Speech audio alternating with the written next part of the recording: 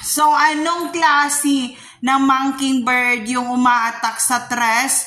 Mongolians sila na Mongolians, Nepali, Singaporean, Thailand, mockingbird. Yung nag-attack sa Tres, Terraces, Condo, Lagro, Fairview, Manila, Quezon City. So, ayun, sila ay Mongolians, Singaporean, Thailand, na mockingbird. And kapag ikaw ay Shaolin Temple kids, malalaman mo sila, and nakakainis lang talaga. So, ayun, basta alam nyo na yon, kasi yung time na nasa ilog pa ako, inatak nila ako, and sobrang dami nila, and sa tuwing tadya ko, natitilapon yung bawat umatak na yon, and may mga dala pa silang kutsilyo, and yun ang problema ko.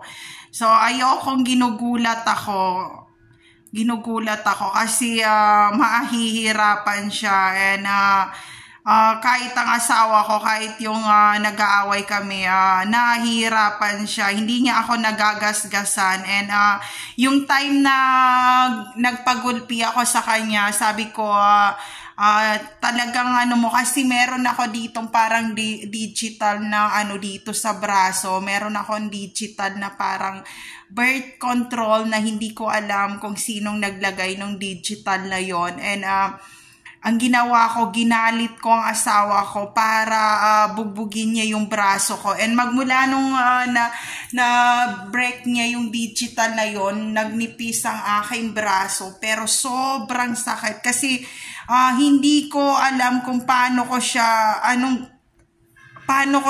aalisin. So meron digital birth control.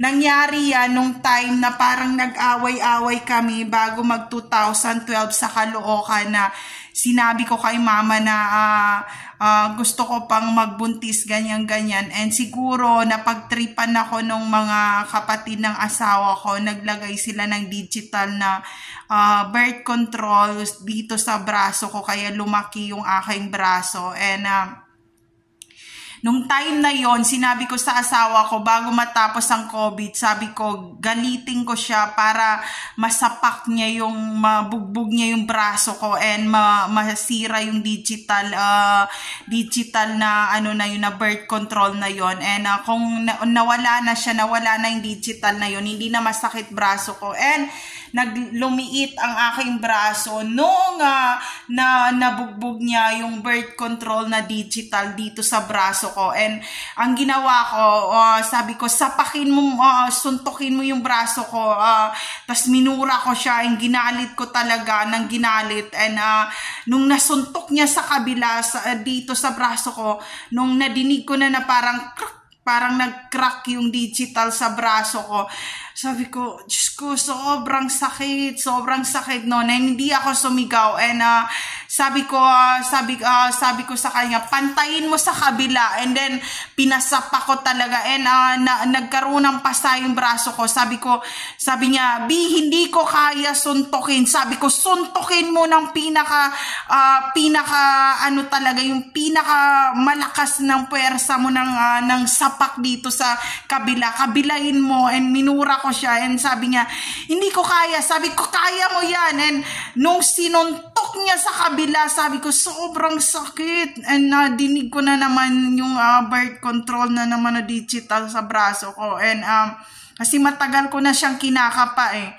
Sabi ko, ito ang dahilan kaya na nalalaglagan ako or nami-miscarriage ako or alanganin yung pagbubuntis ko dahil doon sa digital birth control na yon. And nung time na yon, na-crack na siya kasi ni-research ko eh. Ang lang doon, kailangan saktan or i-break yung dito sa braso para kumbaga ma-fold yung digital, and masisira na siya. So yung pinasapa ko, so para siyang sumuntok ng semento talaga. And sobrang sakit. And sabi niya, okay ka lang, B? Sabi ko, okay na ako. Kasi hindi ko siya kaya pa-operahan talaga kasi kailangan pa ng MRI yon. And sabi ko magastos. And sabi ko, okay na ako. Pinawisan talaga ako noon. And then, nung time na yon, sabi niya, then nagalit siya sa akin. Sabi niya, dito pa sa may, dito pa sa may kabila. Sabi ko, tama na, ganyan. And then, pagka next month, noon, malapit na kami magbakasyon noon, bago kunin yung kondo, nagpadala ako ng pregnancy test sa kanya na positive. Sabi ko, wow, kaya pala ako hindi nabubuntis. Na ang tanda na ni Gabi na teenager na siya, wala pa rin ako. Dahil doon sa digital automatic na birth control na magkabilaan sa braso ko. And sobrang laki ng braso ko. And sinasabihan ako ng asawa ko na, parang nagiging papay yung iyong braso na macho man. And nagagalit ako. Sabi ko, hindi ko na alam. Nung time na yun, naalis na siya. Lumiit na yung braso ko. Yung na-break yung digital sa magkabilaan. And nag-positive ako. And nabuntis ako nung time na nasira yung digital na birth control sa braso ko na magkabilaan talaga. So, ayun. Kung meron pang digital dito, wala na siya. Hindi na masakit yung braso ko. So, yun yung parang namamaga yung braso ko dahil doon sa nilagay nila nung time na nasa Caloocan na natutulog ako, kaya nagkaroon ako ng pasa dito kasi parang in-experiment nila na ipasak yung digital dito na talaga. And sabi ni mama, bakit ang laki nung pasa mo sa braso, ganyan. So yung mga kapatid niyang naglagay nung digital na yun na para hindi na mabuntis, ganyan. So ayun, siguro nalaman ni mama, kaya sabi ni mama, bakit mayroong bago mag 2012 yun, sabi ni mama, bakit ang laki nung pasamo sa braso, nilagyan nila ako. Kaya bago tapos ang COVID, sabi ko, lahat ng puwersa sapakin mo. And then sabi ko, suntukin mo na. And then sobrang sakit talaga. Sabi ko, dito pa sa kabila yung lahat ng galit mo, i-ano mo na. And sabi ko, aray, para niya ako ni UFC. And then pagka bago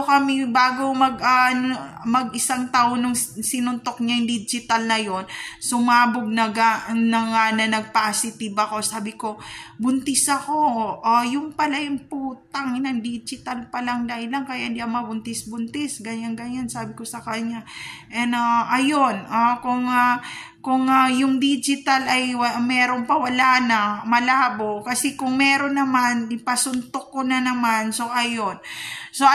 Yun ang mga problema ko. So, may monkey bird talaga na nanga-attack sa stress. So, ayun, gusto ko lang i-share, friends. So, yun ang dahilan kaya hindi ako mabuntis because of those digital na nasa braso ko. And tumataba ako. Grabe yung taba ko talaga compare ngayon na pumayat ako. Dahil lahat pala nung fats ko sa katawan hindi nagsisirculate because of those digital na yun. So, ayun, gusto ko lang i-share, friends.